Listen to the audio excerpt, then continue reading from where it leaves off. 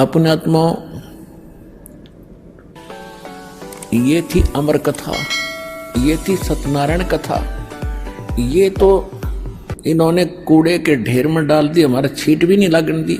और एक गीत गाया करते, मोर ध्वज का लड़का जीवित कर दिया कृष्ण भगवान, मोर ध्वज का लड़का जीवित कर दिया कृष्ण भगवान। अब कृष्ण जी की सती थी अब सामने आई तो विष्णु अवतार थे, और विष्णु की क्या सती थी आपके सामने स्पष्ट कर दिया दास ने, सब प्रमाण दे देकर। ये देखो, जैसे दादू साहब कहते हैं, और संत सब कूप हैं और कहते धरीता नीर, और दादू अगम अपार है वो दरिया सत कबीर। अब एक तो छोटा मोटा कुआ हो, वो तो एक पीन पान का काम थोड़ा बहुत कुछ मोहल्ले का चला सकता है, वो सारा काम नहीं कर सकता। इसी प्रकार कोई झरना दरीता नीर यानी झरना बह रहा हो तो कुछ क्षेत्र में थोड़ी बहुत सिंचाई कर सकता, बाकी क्षेत्र भूखा ही भरेगा। और एक दरिया बह रही हो वो सारे काम करे। तो ये छोटे मोटे गुण तो साधु संत इन छोटे मोटे भगवानों में सब में होते हैं, लेकिन इतना अंतर समझना, और संत सब कूप हैं कहते झरीता नीर, दादू अगम अपार है वो दरिया सत कबीर। तो ये वो समर्थ है जिसमें सारे ही गुण संपन्न हैं, वो भी काम कर सकता है, और उनसे आगे भी जो सबको सुख दे सकता है वो कबीर भगवान है। अब धर्मदास जी ने फिर एक प्रश्न किया, कहने लगे मालिक आप कहते हो कि वैसे तो मुझे अविश्वास होना मेरा गलत है, लेकिन प्रश्न ना करूंगा तो मुझे कचोटते रहेंगे कि जैसे श्री कृष्ण जी के पास एक विपर सुदामा बहुत निर्धन था, और वो 2 मुट्ठी चावल लेकर गया था सूखे, उनको खा करके एक उनका बहुत सुंदर महल बना दिया उस द्राविड़ देश में। सुदामा जी का कितना सुंदर महल बना दिया, उसको धन दे दिया। तो इन बातों से हम बहुत प्रभावित हैं मालिक। तो पुण्यात्मा दास बताएगा उस समर्थ की महिमा। देखो, अब जैसे आपको पता है कि ये किस सत्र के भगवान है। जैसे एक तो मंत्री, कोई राज्य का प्रांत का मंत्री, वो भी थोड़ी बहुत राहत दे सकता है, लेकिन जो प्रधानमंत्री देगा वो नहीं दे सकेगा। इतना अंतर समझना।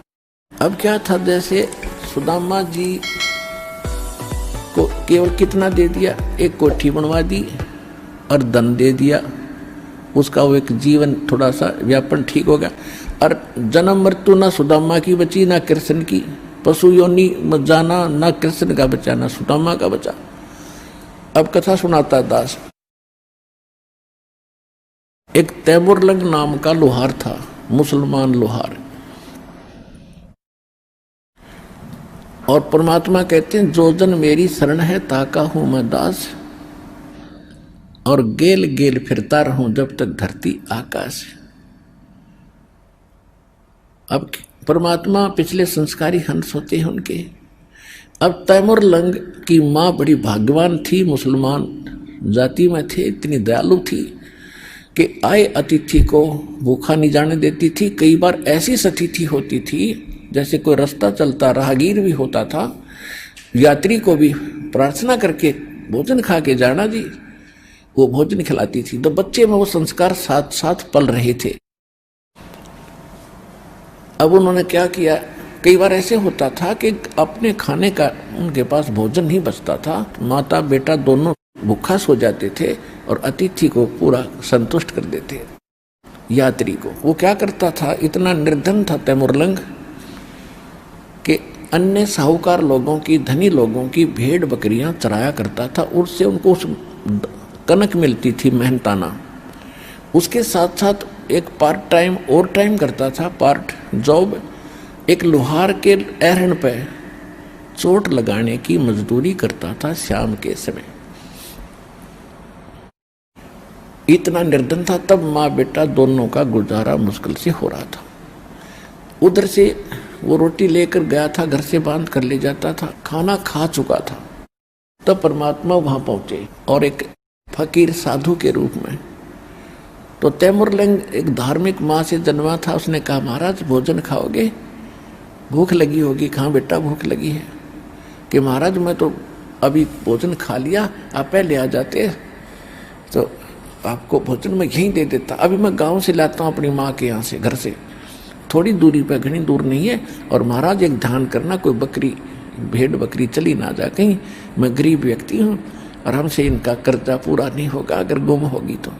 परमात्मा बोले बेटा निश्चिंत रह, तू जा। उसने अपनी माँ से बताया कि माँ ऐसे ऐसे एक साधु आया है और भूखा है। माँ ने जब 2 रोटी बनाई तो बोली बेटा मैं साथ चलूँगी और मैं दर्शन भी करके आऊँगी और बर्तन ले आऊँगी, तो कहीं फिर आएगा तो बकरी भेड़ बकरी गुम ना हो जाए, तो चौकस रहना, छोड़ क्यों आया बेटा। तो उन्होंने कहा माताजी मैं महाराज जी से कह के आया हूँ, वो संभालेगा। कि अच्छा चल। तो फटाफट 2 रोटी बनाई, जैसा घर में आटा था सारा का उतना ही बचा था और लेकर चले गए। महाराज जी ने एक रोटी खाई। जब वो रोटी खाने लगा उसी समय माई कहने लगी महाराज हम बहुत निर्धन हैं, हमारे घर पर तो कई बार आटा भी नहीं रहता है, दया करो, कुछ आशीर्वाद दो, हम कुछ 2 रोटी हमें ठीक मिल जाए। ऐसे उसने रोटी परमात्मा ने एक खाई, तब तक उसने 2-3 बार यह बात दोहरा दी।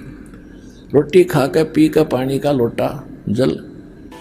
परमात्मा खड़े हुए और वहाँ एक बेल रखी थी, भेड़ बकरी बांधने की, पशु बांधने की बेल होती है पतली पतली सी, इन बकरियों की तौर पतली होती है।